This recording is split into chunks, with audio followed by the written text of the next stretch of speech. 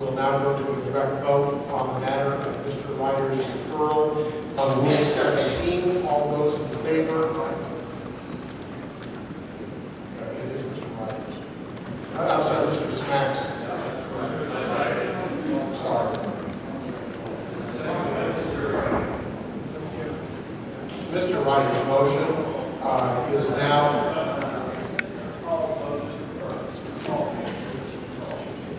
correct. We're voting on Mr. McCall's motion to refer Mr. Ryder's amendment to the subcommittee. All those in favor of referral of the amendment to the subcommittee, please signify by saying aye. Aye. All those opposed say nay. The ayes have it, and the amendment request has been referred to the committee. Mr. Smack? Thank you, Mr. Chairman. I would like to make my motion at this time to amend Rule 16A1 to add following sentences to the existing rule. Carol Mumford from Rhode Island is going to offer a friendly amendment just as a grammatical change, and I just wanted to make sure that that got into the record before we did any referring or anything like that. Okay, so I just need to make sure there's a motion and a second. I have made the motion, so is there a second? A second is where? That's all. Something on. Left call. Okay, go ahead, Mr. Okay, so this rule shall not apply. If it amends Rule 16A1 to add following sentences to the existing rule, this rule shall not apply to any state that has allowed unbound delegation to be elected via state rules during the 2012 primary caucus season. Any state that changes its rules from allowing an unbound delegation to any sort of binding of their state delegation will not be allowed to switch back to an unbound delegation once their state primary caucus rules for the 2016 campaign season have been submitted to the Republican National Committee. If a state has delegate binding included in their rules in 2012, they are not allowed to change to an unbound delegation. Carol Mumford has just made a couple of grammatical corrections, and I believe those to be accurate. So I will just let you know what the grammatical questions are.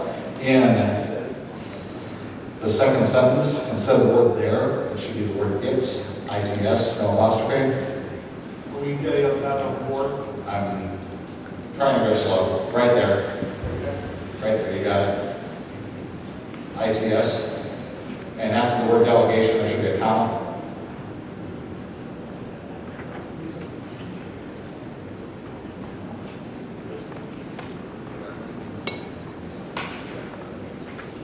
It's okay, I'm patient. That, no, other. The line on top of it? The first delegation, there you go. Right before will, there you go. And then below that, okay, below that, right before it says state primary, that there should be its, I-T-S. And then in the last sentence, where it also says there, before the word rules, after it's put it in, like that, I-T-S. And in the last sentence, after the comma, after 2012, strike the words they are and insert the words the state is. And this is probably why I got to be in English instead of ag. So thank you, Madam Committeewoman for Rhode Island for those corrections, and I will accept that as a friendly amendment. You're willing to make that correct? I'll accept that as a friendly amendment as a grammatical correction only. Mr. Ryder? You have a question? Well, point out, as I should say, is a point is technically speaking, there's no such thing as a friendly amendment. I was just getting to that. You make the motion, and there's a second that it can be. So I move to amend the amendment in accordance with the description given by Mr. Smack and shown on the board. Is there a second, Mrs. Mumford? Second by Mrs. Mumford. Is there any debate on the change? Hearing no debate, we'll move to a vote on the amendment that we see up on the board on the various lines. There to its and a comma in the last line. All those in favor of the amendment, please signify by saying aye. Aye. That was a very rousing aye. All those opposed say The ayes have it. We'll now speak to the amendment itself, Mr. Smack. My chief concern by making this amendment is to really keep the states' rights thoughts out there and really help us to understand that. I understand that the body wants to move away from having unbound delegations entirely. I get that. We certainly was glaringly clear at the last meeting that that's where we want to be moving toward. But the situation that may present itself is there may be states that have within their laws forcing them to do caucuses with unbound delegations or what have you. So I want to make sure that we have something in our rules allowing those states that have had unbound delegations in the past, whether it be by tradition or by state statute or what have you, to allow them to continue to do so. If they choose during the rulemaking process in their own state, between now and 2016, to change to a bound delegation, so be it. That's the decision of the state. If they choose to maintain an unbound delegation, that should continue to be their right. And this also says, and like states like Nevada, that has a delegate binding process in the rules from 2012, they're not allowed to change to an unbound delegation. In other words, we're not going to get any more of the so-called, as they're called here, the beauty contests that we're concerned about, because there won't be any more states changing to an unbound delegation. The states that are unbound will have the choice at this point in time to remain that way. If they don't want to change, if they want to change to a bound delegation, that's fine. This is just saying they can't change back. If they want to continue to be unbound, or they're forced by state statute to be unbound, this allows in our rules the latitude for them to remain so. That's really just my motion. Thank you. Mr. Kent? Jeff Cam, Washington State. I'd like to move to refer this to the committee. Is there a second? Wait a second.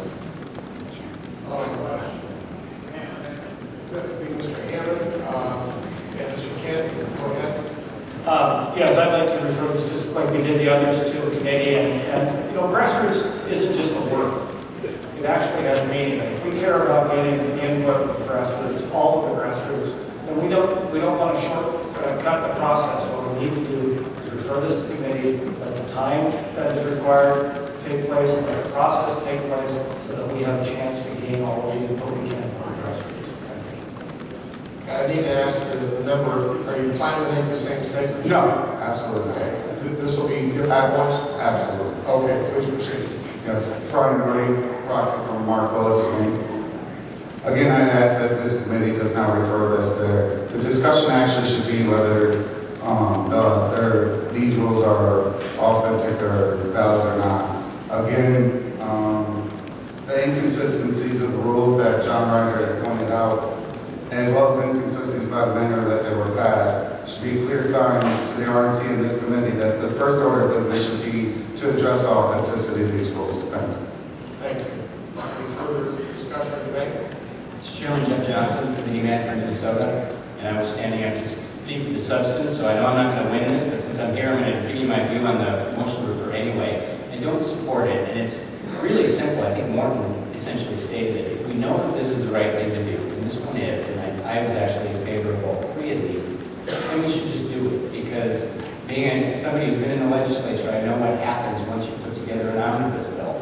Some of the things that you know are right are often combined with things with which you disagree. It makes it much harder to get those things that most of us would agree on. So my thought would be we don't refer this, and let's vote on it today if we know it's the right thing to do. Thank you. Thank you. Is there any further debate? Hearing none, move directly to a vote on the referral. All those in favor of referring Mr. Smack's amendment to the subcommittee, please signify by saying aye. Aye. All opposed, say nay. Nay. The ayes have it, and the amendment will be referred to the subcommittee.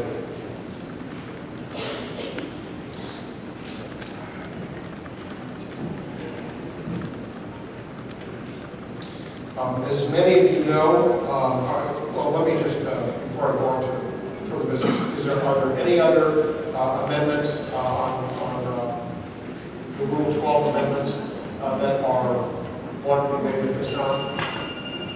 Hearing none, as many of you know, the Rules Committee is meeting earlier than it has in past cycles.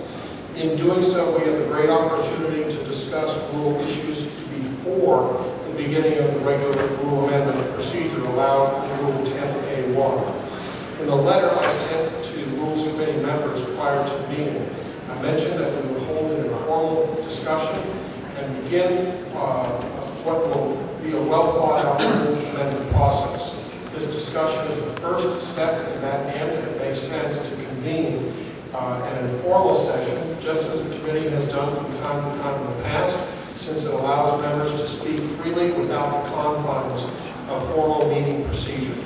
To facilitate what I think will probably be a rather lively discussion and debate, is there a motion to call the meeting into executive session so the Rules Committee can engage with one another without the confines of the normal meeting procedure? There's a motion, is there a second? And a second to convene into executive session. The motion has been made to convene into executive session. It's been moved and seconded. It's not debatable, and we will proceed directly to a vote. All those in favor of the motion will signify by saying aye. Aye. All those opposed say nay. I would feel comfortable if we had a standing vote. All those in favor of convening an executive session to have an informal discussion of Rules 1 through 11, please stand.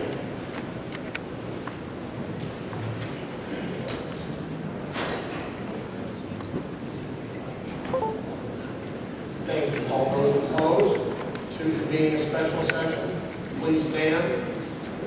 The ayes have it. We're going to go ahead and move to an executive session.